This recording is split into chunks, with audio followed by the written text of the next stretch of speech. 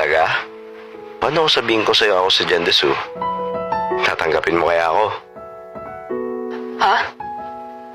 Nagbibiro ka ba? Mukha ba ako nagbibiro? Paano namang naging ikaw? Ang imposible naman yung sinasabi mo. Bakit naman naging posible? Di pa ba halata sa boses naming dalawa? Pwede ba, Genesis? Hindi ako nakikipagbiruan. Makipag-usap ka ng maayos. Maayos naman ako nakipag-usap sa'yo ah. Bakit? Ayaw mo malaman na nakipag-usap ka kay Jendesu ng patago habang may tayo? Ngayon nandito naman na. Ngayon ako naglakas ng loob sabihin sa kanya to. Nakita ko sa itsura niya yung gulat. Kahit ako nagulat eh. Kating-kating na kasi ako sabihin sa kanya to eh. Di ba mas gusto mo siya kaysa sa akin? Kaya nagawa mong lokohin ako. Nalala mo yung sinabi mong naghihinala ka na isa kami ni Jendesu? Akala ko nga mahuli mo na ako nun. Galing ko din ba magpanggap? Niloloko mo ko dati pa lang. Sino ba nauna? Inumpisahan mo kaya tatapusin ko. Di ko alam kung paano mo nasisigmuhan yung pinagagawa mo sa akin.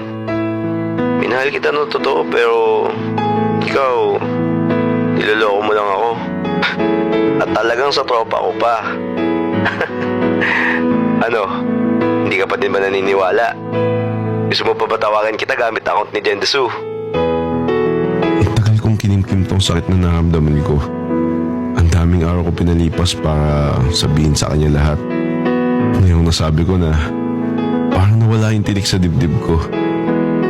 Nakita ko na pinipigilan niya maluha. Ayaw ko makita siyang umiiyak kaya umiwas ako ng tingin. I'm sorry.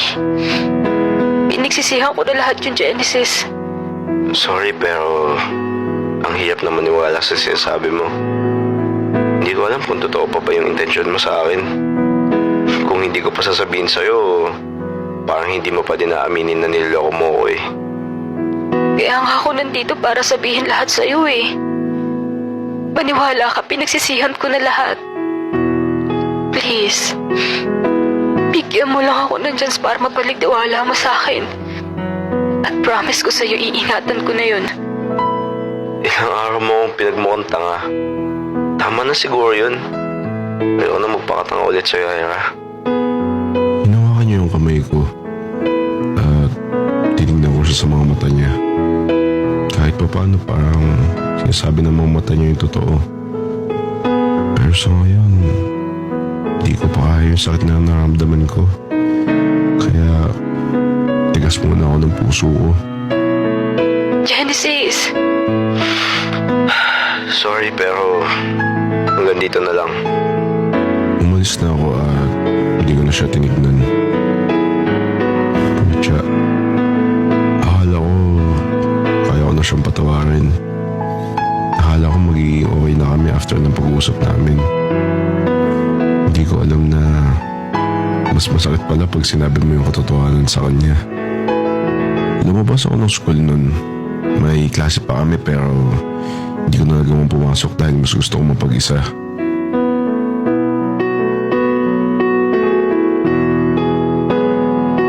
Kanina ko pa tinatawagan si Genesis pero hindi siya sumasagot. Ang akala ko, dumiretso siya ng room pero wala siya dun pagdating ko. Asan ka? Bakit hindi ka pumasok? Hinahanap ka nila, ma'am. Hanggang sa matapos ang klase namin, hindi siya nagpapakita. Hindi ko siya tinitigilang kontakin. Maging sa account niya na Jendesu, hindi siya sumasagot. Nag-uumpisa na ako mag-alala. Hindi ko alam kung saan siya nagpunta. Hindi ko alam kung umuwi ba siya o baka kasama niya si Grace at nagpakalayo-layo sila. Hindi ko maiwasan masaktan. Iniisip ko pa lang na magkasama sila parang mapapalo na ako sa sobrang sakit.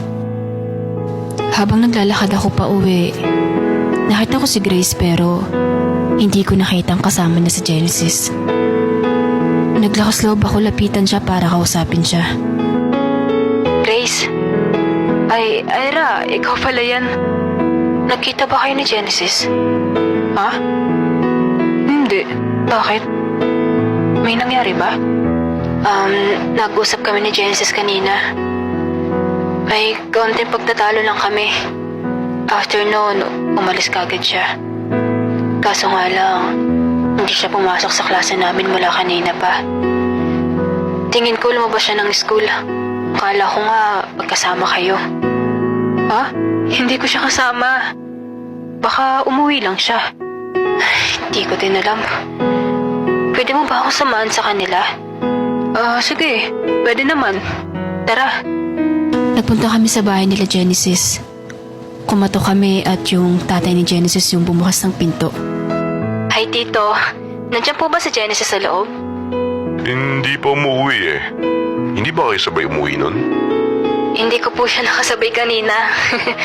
Sige, salamat po, Tito. Pasok muna kayo.